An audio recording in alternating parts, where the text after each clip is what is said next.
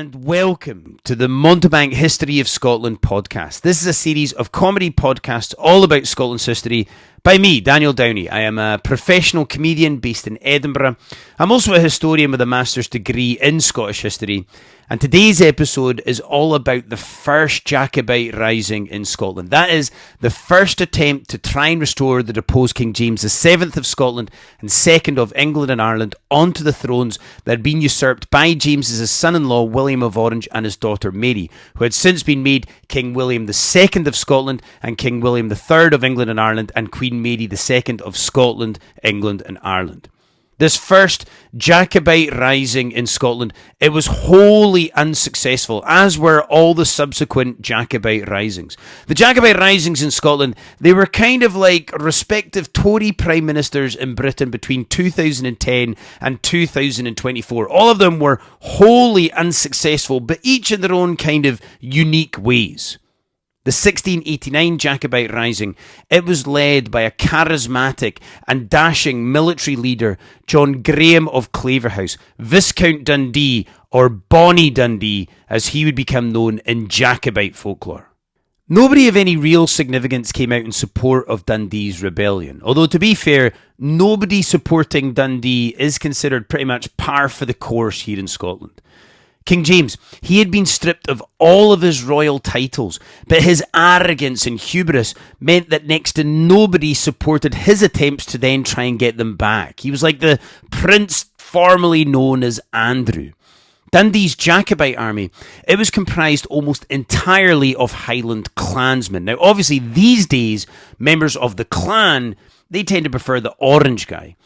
Dundee's Highland army, it was far inferior in terms of numbers, but it pulled off a spectacular victory at the Battle of Killiecrankie in July 1689. This was a victory akin to one of Claverhouse's kinsmen, James Graham, the Great Montrose, and his genius military victories of the 1640s.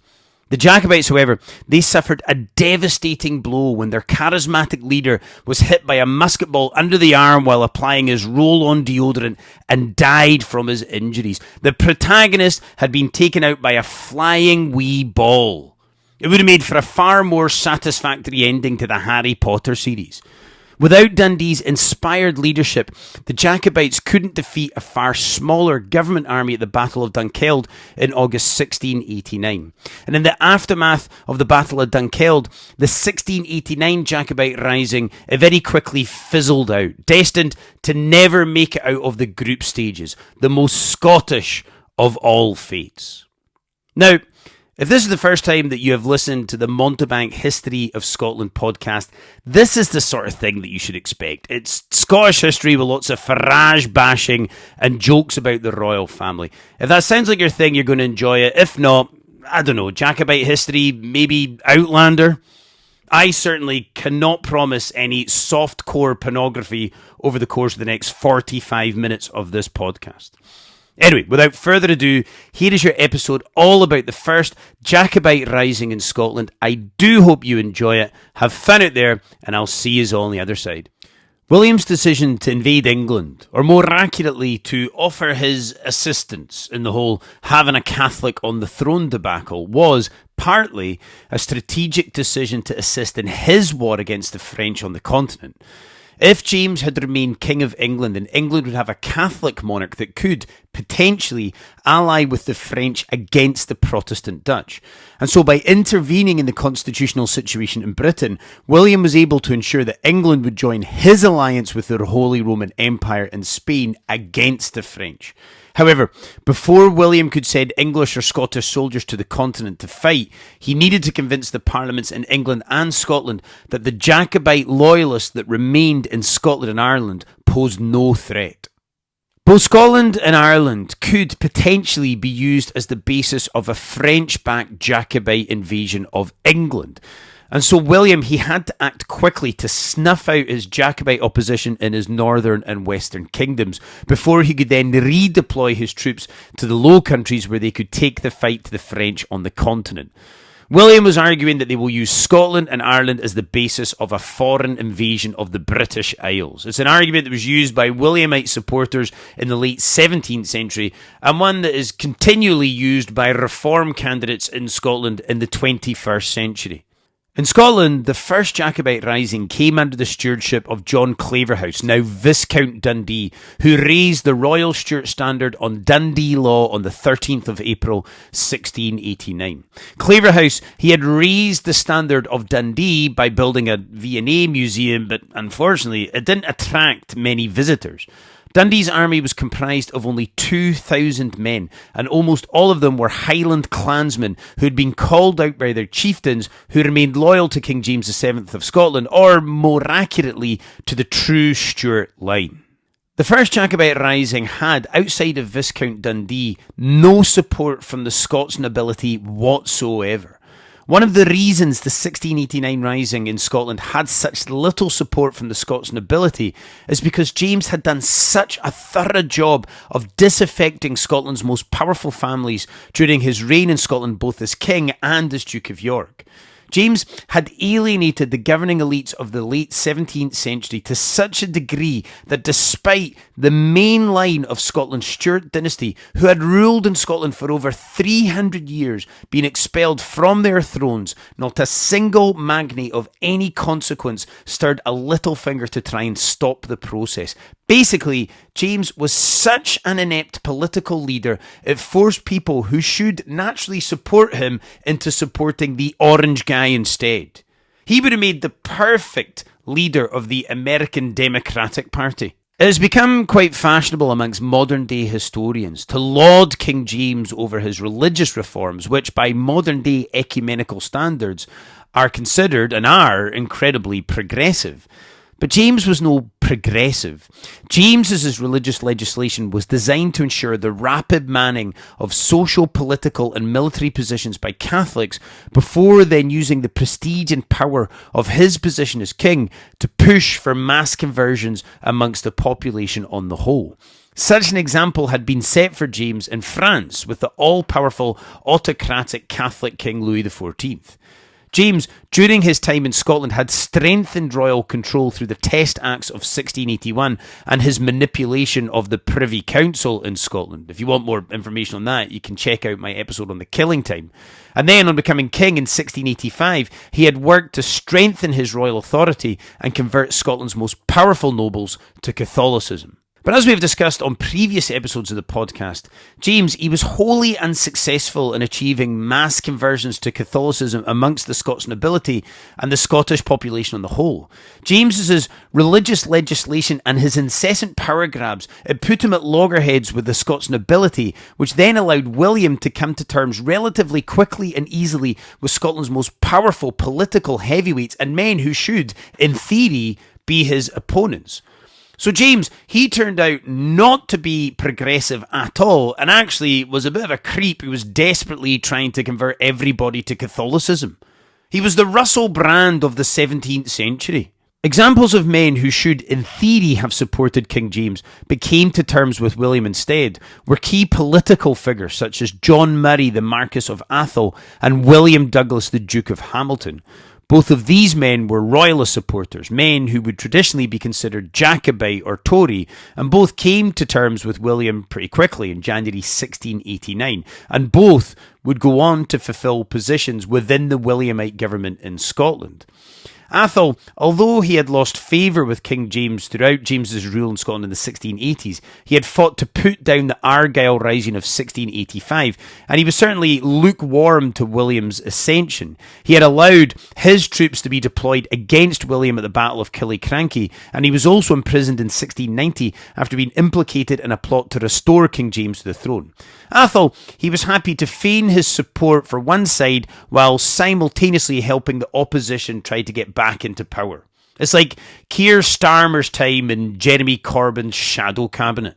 After being implicated in the plot to restore King James to the throne and his release from prison, Atholl came down fairly firmly on the government side. In the aftermath of the Jacobite Risings, he participated in the pacification of the Highlands. That is, the building of roads and military forts in the Highlands in an attempt to try and control it militarily.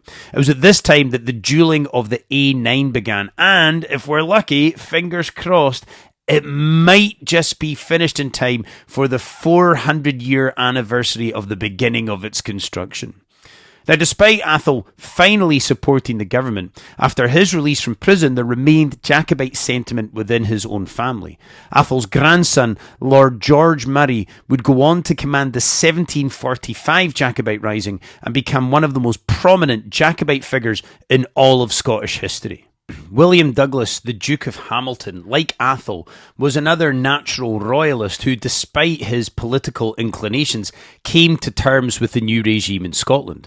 Hamilton would become William of Orange's commissioner to the Scottish Parliament and was the man who presided over the convention that offered the crown to William and Mary. Atholl and Hamilton are two high-profile examples of important natural opponents of William who came to terms with the new regime, but there are many, many others. The point here being that James had alienated the nobility in Scotland to such an extent that at the time of the Williamite invasion, there was not a single magnate of significance in Scotland willing to support the first Jacobite Rising. James had also provoked Scotland's third estate, the royal boroughs. The royal boroughs of Scotland had a tradition of self-governance that stretched back to their inception as chartered bodies in the 12th century. Towns in Scotland operated on a balance of power between merchants and craftsmen, and no monarch attempted to disrupt the autonomy of these bodies, usually because they provided such valuable revenues to the crown. But James, he had attempted to instill his royal authority and control over Scotland's borough towns, and his attempts at installing arbitrary power made him as unpopular amongst Scotland's merchant traders as he was with the Scots nobility. James, he had pissed off the people who were making him the most amount of money. He was like Vladimir Putin with his oligarchs. An example of just how unpopular King James was in Scotland can be found in Scotland's most traditionally royalist, Episcopalian and Stuart supporting town, Aberdeen. Aberdeen was a royal Stuart stronghold. When Charles II died in 1685, the ruling town council placed a black canvas over the town's Mercat Cross to mourn the passing of the king, and then the very next morning it was replaced with a colourful, jubilant canvas celebrating the ascension of King James VII. In Aberdeen, at the time of his ascension, King James was celebrated. There was nothing like the mistrust of King James that existed in the south and west of the country at that time. And yet, not 3 years later, by early 1689, it was possible to proclaim William King of Scotland in Aberdeen without a hint of opposition or disaffection in the town. The people of Aberdeen, they had chosen to embrace the orange guy at first because he was promising to build a golf course in the area and to invest millions of pounds and create thousands of jobs. But just like Trump, William's popularity in the East, it would not last. Despite King James's alienation of the Scottish noble class and the wider Scottish population on the whole, there was still Jacobite support in Scotland. James's supporters coalesced around Viscount Dundee, who was now officially an outlaw of the state with a price of £20,000 on his head. And out with Dundee's militant Highland army, there was also a strong Episcopalian royalist contingent who hoped to restore King James to his Scottish throne by non-violent political means. James, at the time of the first Jacobite Rising in Scotland, was in Ireland, leading a Catholic nationalist movement against the Williamite regime there.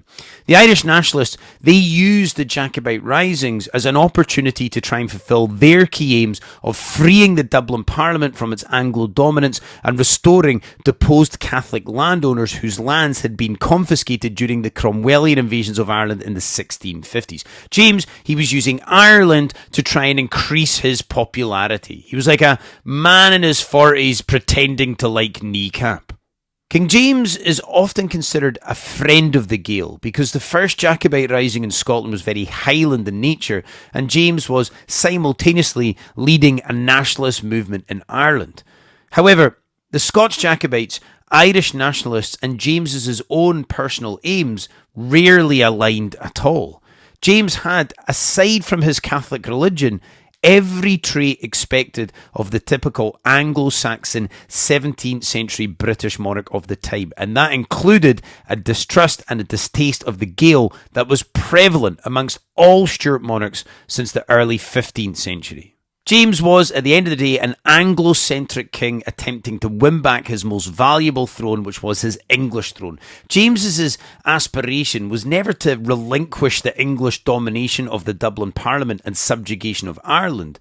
Support in Ireland and Scotland were James's most probable means in which he could reclaim his English throne. James, he loved Scotland and Ireland, but only if they were being controlled by England. He was like your average Scotland supporter at Murrayfield.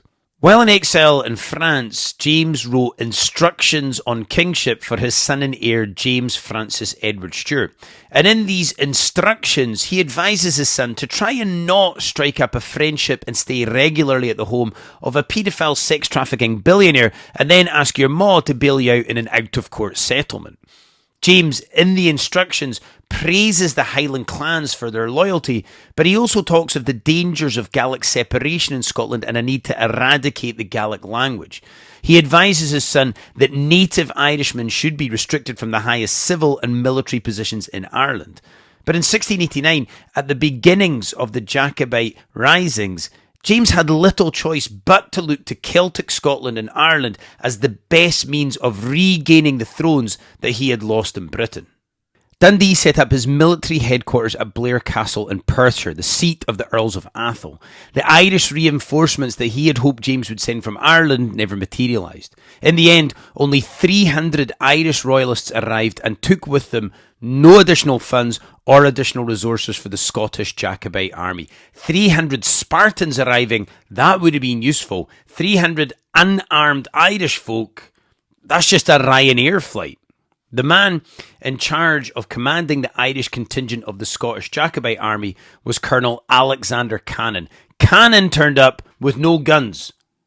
I mean, that's a little ironic considering the laddie's name. Dundee, he lived up to his end of the bargain. Being from Dundee, he arrived with plenty of powder.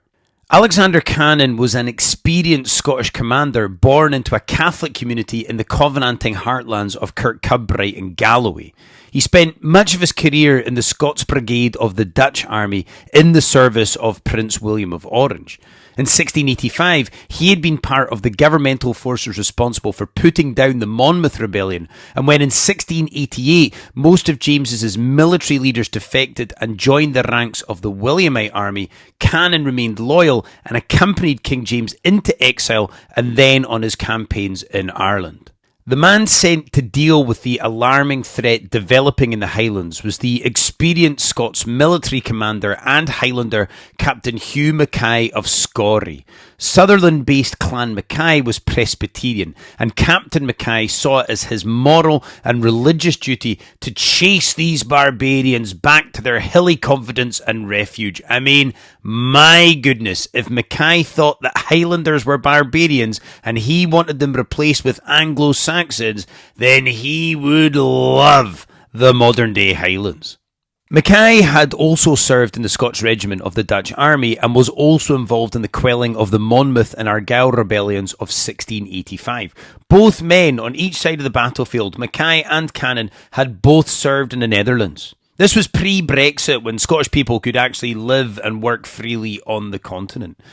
Mackay, he was made Major General of the forces in Scotland by King James VII II, but did not remain loyal to King James and opted instead to return to the Netherlands to serve under William of Orange. In late July 1689, Mackay moved his army of 4,000 men, almost twice the size of the Jacobite army, to the picturesque town of Dunkeld on the north bank of the River Tay. Mackay's army, it was well equipped with troops of horse, foot soldiers and a baggage train of 1,200 pack horses, but it was inexperienced and it was comprised mostly of fresh lowland recruits who had been recruited in the aftermath of the constitutional settlement in Scotland. At dawn, on the 27th of July 1689, Captain Mackay set out from Dunkeld with the intention of capturing Blair Castle from Dundee. To reach the castle, Mackay's army had to navigate the narrow and treacherous pass of Killiecrankie. Mackay's army reached the pass at around noon on the 27th July 1689, with the scouts assuring him that the way was clear. It was not. As Mackay moved his forces along the narrow pass towards House, Dundee's army appeared above them on the slopes of Craigellach, and just after 8 p.m. in the summer evening, Dundee ordered his men to charge down the hill towards Mackay's army. The Highlanders fired off a single musket shot before dropping their muskets, drawing their broadswords, and charging towards their enemy, a terrifying and devastatingly effective military tactic that would become known as the Highland Charge, focusing on your target with your broadsword in hand and the whole thing being over in minutes.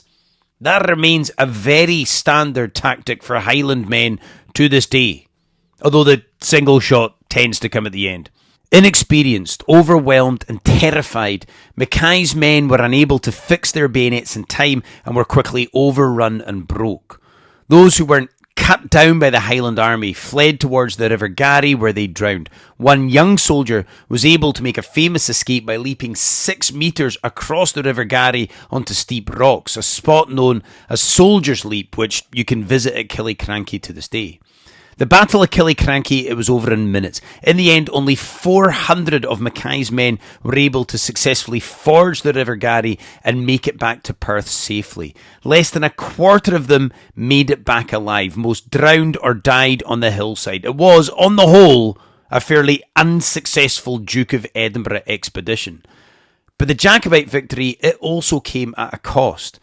As the army was charging down the hillside, the government troops were able to get off a devastating volley of musket fire which inflicted huge casualties on the Jacobite army. 1,000 Jacobites were killed at Killiecrankie. That was half of the entirety of the Highland army. Most devastating of all in the wider context of the Rising was the loss of the Jacobite army's charismatic and dashing young leader, John Claverhouse, Viscount Dundee. Although to be fair, dying young is a very Dundonian thing to do. Towards the end of the battle, Dundee had been struck under the arm by a stray musket ball, and he died the following morning from his injuries. The loss of Dundee would prove to be a crushing blow for the Jacobites. It was his charisma and leadership that had held an unallied group of rival Highland clansmen together. Like the independence movement in Scotland, the whole thing was completely fucked without decent leadership and without Dundee. Claverhouse, he's buried at St Bride's Kirk in the remains of the old Blair Castle, and officers from both sides of the conflict are buried at House, where a memorial service is held on the anniversary of the Battle of Killiecrankie each year. We've talked a lot about James's isolation of the Scots nobility and the general lack of support for the first Jacobite Rising in Scotland. But what about those who did fight and die for James and for Dundee at Killiecrankie? What was the Highland motivation for participating in the Jacobite Rising of 1689? Well, an obvious one we've already mentioned, and that was the opportunity for plunder. The sizable baggage train of the government army at Killiecrankie, it was plundered more thoroughly by the Highland army than an unattended item of luggage left at Glasgow Central Station. An example of an opportunistic Highland chieftain who fought at Killiecrankie is that of Col MacDonald of Keppoch. MacDonald had actually attempted to plunder Inverness on his way to joining the battle at Killiecrankie, and he used the rising as an opportunity to rustle cattle from clans who were present at the battle. Now, Col fought bravely at Killiecrankie, but he quickly abandoned the army thereafter, which would suggest that the political aims of the Rising mattered little to him. For him, he was just looking for an opportunity to personally enrich himself. It's the same reason why Michelle Mone became a Conservative peer. And MacDonald's example was not uncommon. For many Highlanders, Killiecrankie was just a big Black Friday sale, and after the battle, many of the clansmen returned to their Highland homes content with the plunder that they had acquired in their victory. Many Jacobite historians argue that the Highlanders who fought at Killiecrankie did so out of a hatred of Clan Campbell and the fear of a Campbell resurgence in Celtic Scotland that would come with the Williamite regime. The Campbells were certainly the most Whiggish and the most Presbyterian of Highland clans, and they were very aggressive, but their influence on the first Jacobite Rising has been overstated. Clan Campbell were violently expansionist, but this was not uncommon in 17th century Scotland. Clan Mackenzie and Clan Gordon, it could be argued, were both more aggressive and more expansionist than Clan Campbell were. The most prominent of the Highland chieftains present at Killiecrankie was Sir Cameron of Lochiel. Lochiel's mother was a Campbell, and his childhood tutor a Campbell clansman of Covenanting politics. Now, Lochiel did not adopt his tutor's politics, but he retained a fondness for his childhood tutor and good relations with Clan Campbell up until the time of the 1689 Rising, as did many other chieftains present within the ranks of the first Highland Jacobite army. The truth is, most of the Highland clans who came out for the first Jacobite Rising did so for the most obvious of reasons, and that is their personal loyalty to King James. Lochiel in particular had a personal loyalty to King James. James had knighted Lochiel in 1682 and was always appreciative of and moved by his loyalty.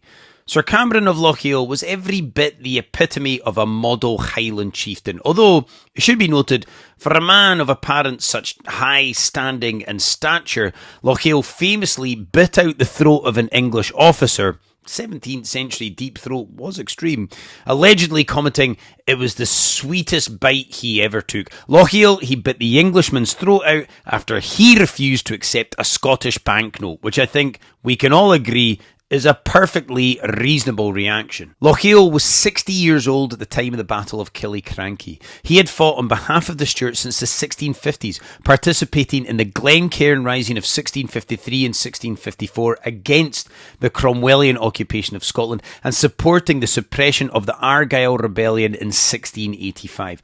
Lochiel had a genuine affection for and sense of duty towards King James, and there were many other Highland chieftains just like him.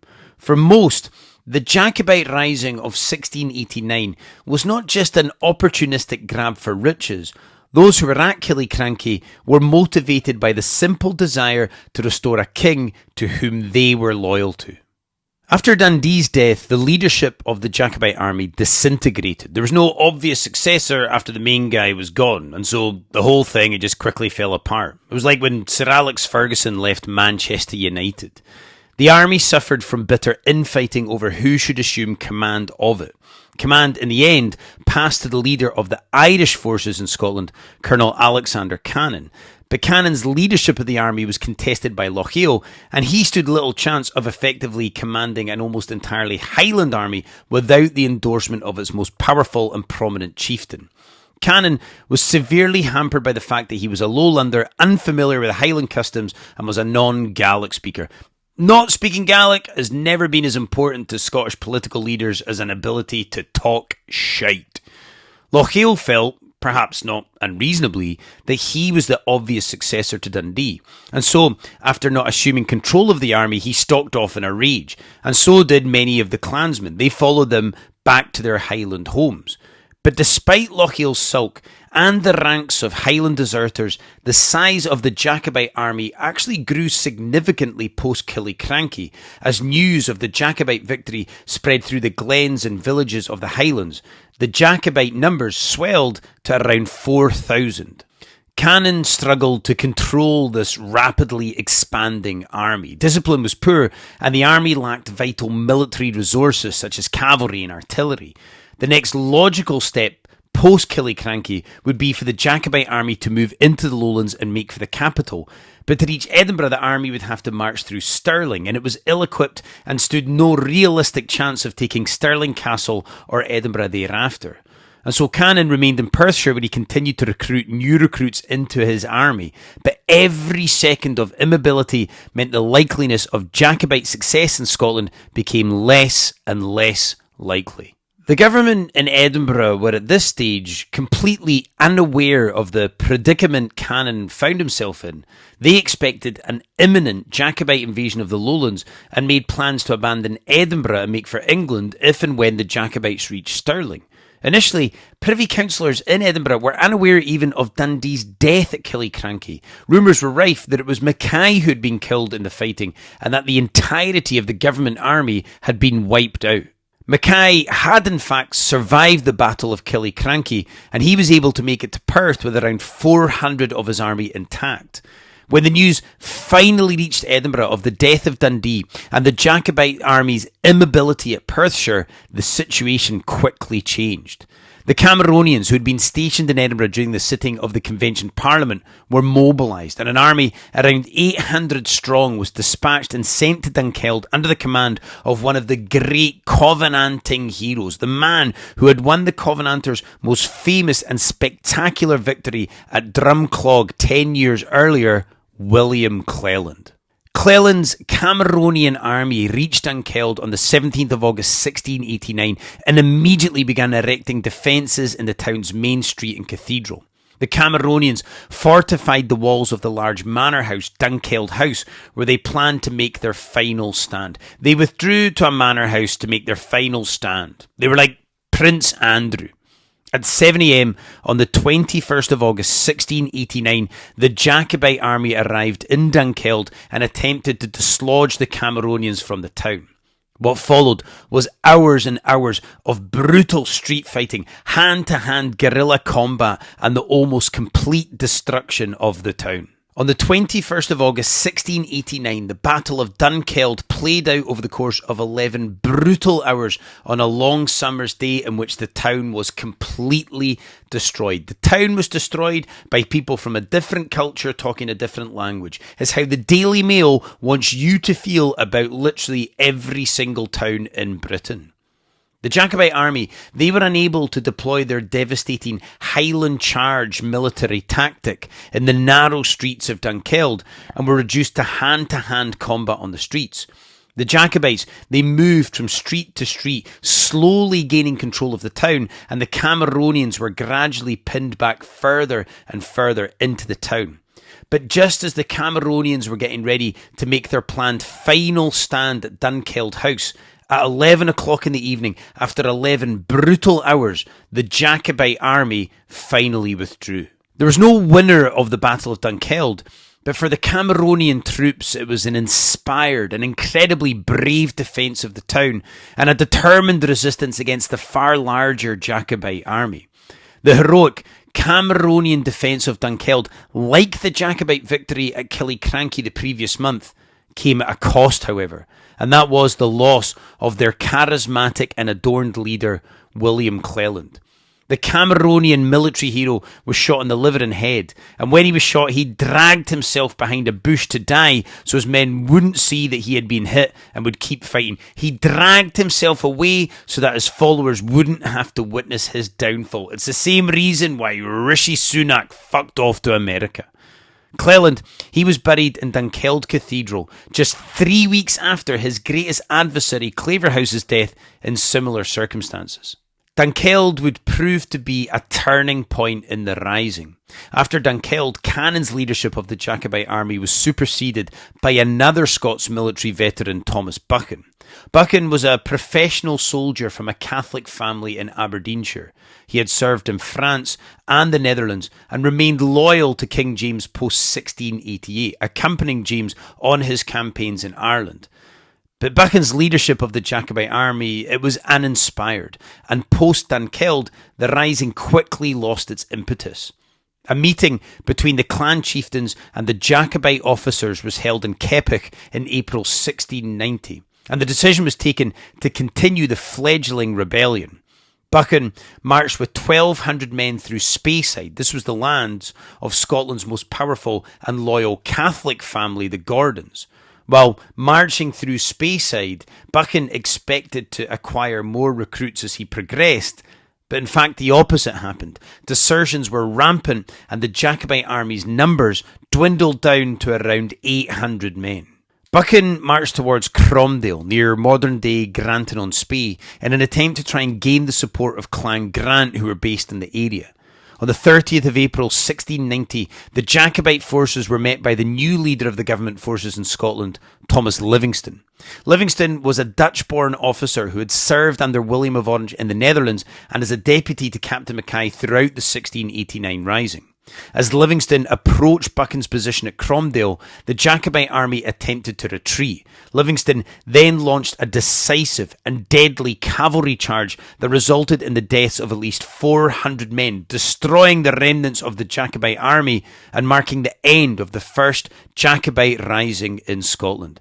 And it was a pitiful end to a campaign that had started so gloriously with such an incredible victory at Killiecrankie less than a year earlier.